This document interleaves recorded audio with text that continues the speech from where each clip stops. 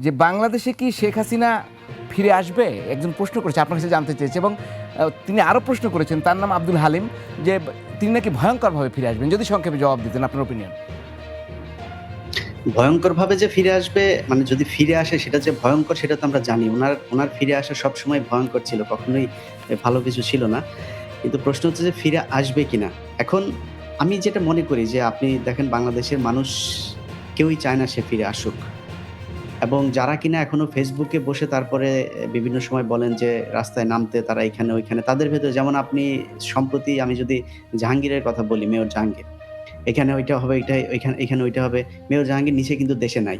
কিন্তু কথা যেভাবে বলছে কর্মীদের বোঝানোর জন্য যে তিনি দেশেই আছেন, বিভিন্ন ওয়ার্ড থেকে লাঠিসোঁটা নিয়ে তারপরে বের হইতে হবে, অস্ত্র-টস্ত্র নিয়ে বের হইতে হবে, এগুলো বলার জন্য বলছেন। তো একটা মানে গ্যাপ আছে, সেটা হচ্ছে যে ধরেন যদি নাকি দেশ যেভাবে চলছে, এখন এই মুহূর্তে যেই অবস্থাটা আছে, এটা যদি নাকি খারাপ হয়, মানুষ তো সবসময় অল্টারনেটিভ কোনো একটা তো কিছুতে যাবে।